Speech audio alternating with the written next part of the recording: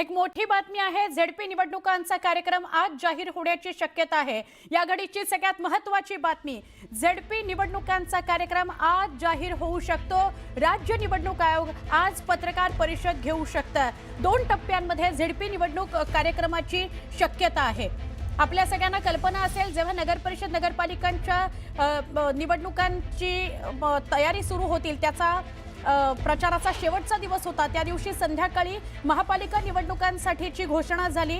निवडणूक आयोगाची पत्रकार परिषद त्याच दिवशी संध्याकाळी होती। प्रचार ज्या दिवशी थंडावला त्या दिवशी, आणि आता कदाचित झेडपी निवडणुका, जिल्हा परिषद निवडणुकांची घोषणा सुद्धा आज होऊ शकते। संध्याकाळी राज्य निवडणूक आयोग पत्रकार परिषद घेऊ शकतं।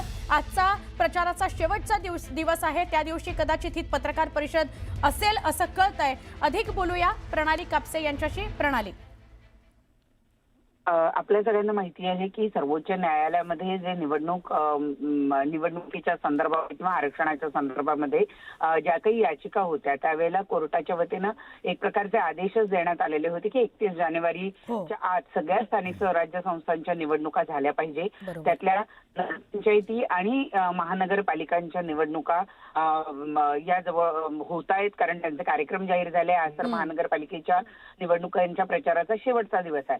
त्यामुळे आता शिल्लक राहिलेल्या ज्या जिल्हा परिषदेच्या निवडणुका आहेत त्या आणि उर्वरित काही नगरपंचायतीच्या ज्या निवडणुका राहिलेल्या आहेत, यांच्या संदर्भातली घोषणा आज होण्याची शक्यता असल्याचं सूत्रांकडून कळत आहे। त्यामुळे गेल्या वेळेला नगर परिषदांच्या निवडणुकीच्या वेळेला प्रचार थंडावण्याच्या शेवटच्या दिवशी महानगरपालिकांची घोषणा झाली होती, अगदी तसाच प्रकार आज होण्याची शक्यता वर्तवली जाते आहे। आणि त्यामुळे 31 जानेवारीच्या आज सगळ्या स्थानिक स्वराज्य संस्थांच्या निवडणुका महाराष्ट्रात आटपतील असं चित्र दिसून येत आहे।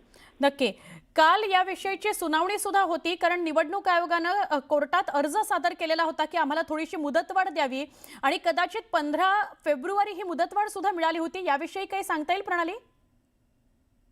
खरं तर 21 जानेवारीला आचारसंहिता जाहीर जी आहे ती करावी किंवा तोपर्यंत थोडासा अवधी मिळावा अशा पद्धतीची ती मागणी होती।